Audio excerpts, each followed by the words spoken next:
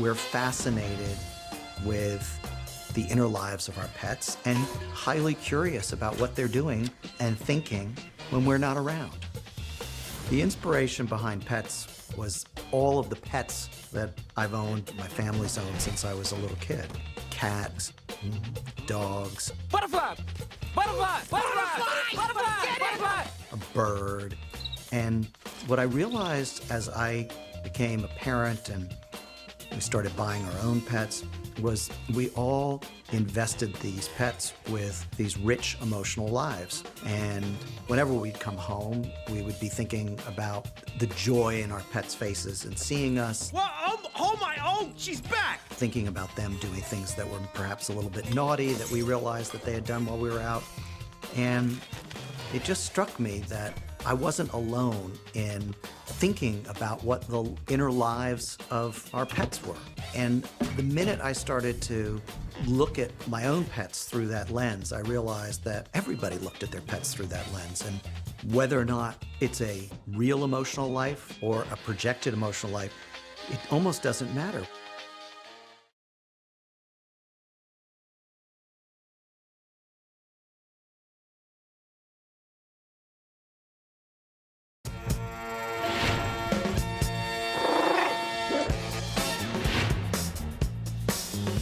Janet Healy is the best producing partner I could ever imagine having.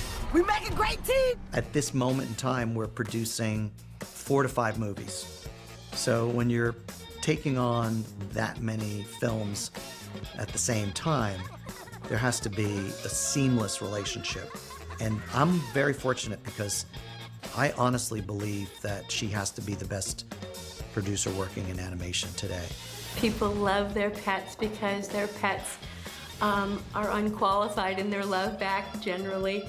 You know, from the time you're really small and you fall in love with puppies and kittens and your bird, it never goes away. Working on this movie has made me long for the time when I can have a pet again. I've had lots of dogs, I've had several cats, and so to have some animal at home is just a wonderful thing to come home to.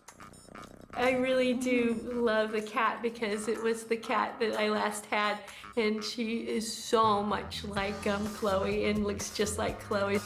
I always remember the times that Binky did something that was amusing, or when I'd wake up and there'd be like this little tiny pat on my cheek, and I'd look up and there's this cat right in my face going, "Feed me," you know, so much like Chloe.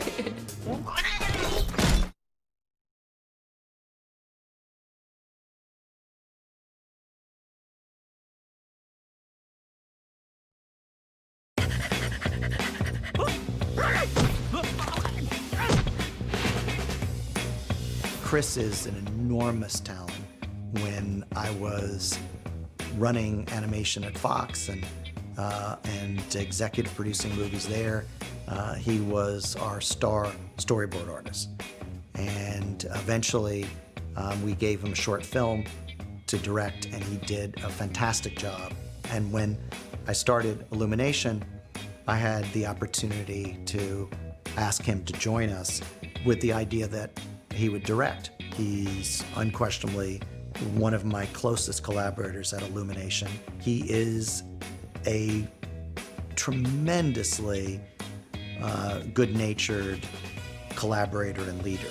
I think what drew me in were the memories of the pets that I've had through my life. And I've pretty much had everything under the sun. A dog, a cat, a lizard, gerbils. There's a guinea pig named Norman in this film, and the experience of our guinea pig getting out of the cage and we actually lost him is really where Norman's storyline comes from, where he's lost throughout most of the film. And he's not exceptionally bright.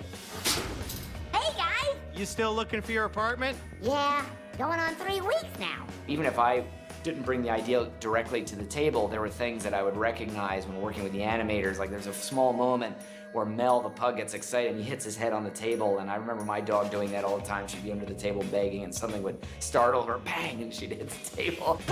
Is that a hawk? I think our relationship with animals and with the planet as a whole is just something that's so important, and I think it radiates out of that, and that's why we have these animals in our lives.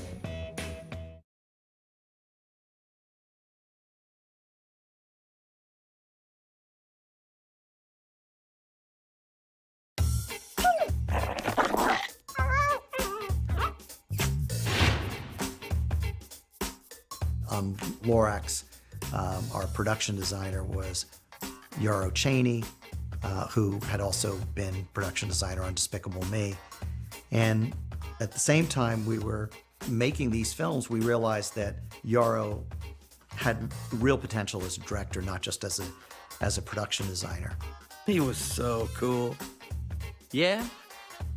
Yeah, he was the best. And Yarrow is an important, very important emerging part of not only our past films, but really our leadership of the future. What drew me to the film was really, having pets. Growing up, my family had lots of pets and just all the little personalities, because every animal is different. And so the opportunity to capture that in a film was one of the things that spoke to me. So growing up, we had a cockatiel, and strangely enough, it knew the theme song to the Frogger video game. And so one day, Smokey was the bird's name. Smokey flew off, and we thought, oh my gosh, the bird's gone for good. If my owner comes, put on the hood and pretend to be me. A couple of months later, we were sitting in our living room, and we heard the Frogger theme song being sung by a bird in the front yard. And we walk out, and sure enough, Smokey was sitting there in the grass singing the Frogger theme song. And we were ecstatic because our bird had come home, but there was that question: what was this bird up to for the last 2 months of our life? It was apparently fine. It was still singing.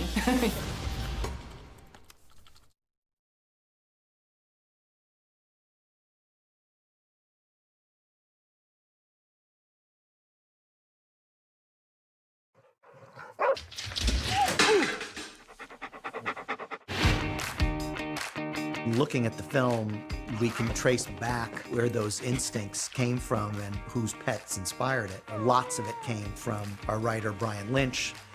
Brian's been working with us for the last year plus, and a lot of the anecdotes of his life have made their way into the film. I had one dog who is amazing. She's a great dog. We got her the minute we moved into our house. My wife has never had one. She's like, let's go get a dog. And we went to the shelter and got a dog. And I got another dog a couple of years later, and the old dog seriously looks at us like, wasn't I good enough? Like, why'd you have to do this?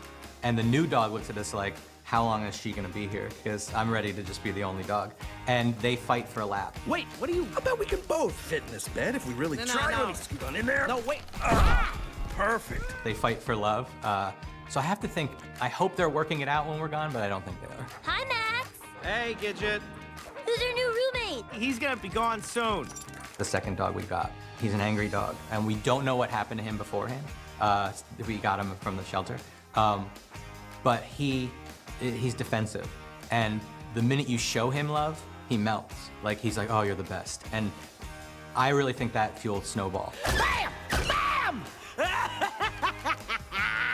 That ball of fluff's got a screw loose. When I watch Snowball, he puts on this big act, but he just wants to be held and loved. And whenever I see him, I'm like, okay, that's okay. Thanks, Lou, because you just gave me that. I'm gonna love you forever and ever and ever.